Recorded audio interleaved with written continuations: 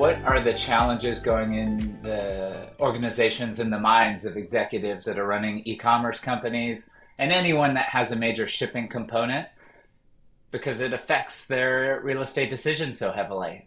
I think your background, a lot of it was started in the UPS days. I did work for UPS for about a decade in corporate finance and in corporate strategy. Did a number of different rotations. I also spent some time out in the field, a couple of years, running finance in the operations, which is a lot different than at the corporate office. I ran a group that was managing the profit margins. UPS was the enterprise accounts, their largest customers. I ended up leaving UPS after a decade, and I started a consulting business working with the shippers and helping the shippers optimize the contracts with UPS.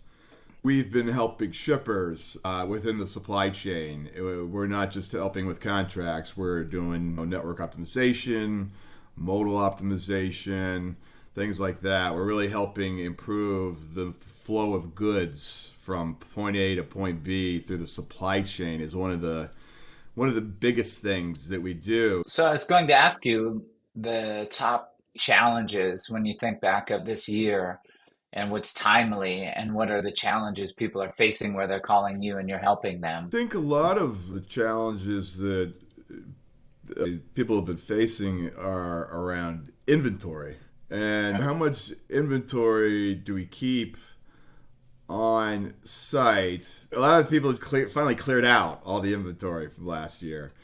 We had customers that at this time frame last year, there were trailers in their parking lot because they didn't have any room in their warehouse to put the stuff. Millions of dollars of goods that are having to be guarded. Retailers and others, you have to make a decision. Do you want to have risk and have the inventory hand, or do I want to risk it? And if I don't, then it's going to be much more costly to get that inventory if you don't have it, because then you're talking about expedited shipping.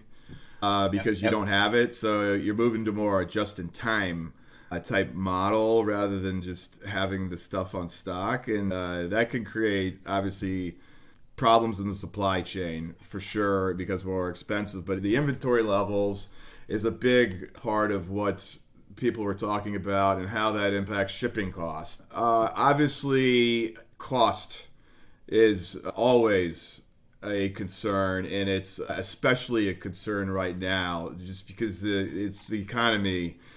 It's been incredibly resilient. We're not expecting a large peak season. In certain areas of the logistics sector, costs, they're not going down, and that's in parcel. They almost never go down in parcel with UPS and FedEx. The cost of shipping is a big problem, and there's returns, especially the demand for free returns. There's no such thing as free shipping, and you're seeing a lot of retailers change their policies on returns. It's costly to process the returns, but the shipping is you double ship it, and customers want it for free. So you're seeing that they're starting to charge for it. So cost control is one of the things that we're helping our customers with because we're not seeing the upside revenue growth.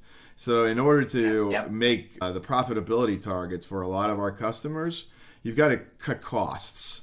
I'd say the third thing that people are really focused on, especially during this time of season, is just having risk management strategies, diversification, having a backup plan in place, whether it's your facility, whether it's your logistics provider, whether it's a supplier of something that you need to have risk management strategies. And you can't have, like, putting them in different geographical locations as risk management. You can't have everything in one location.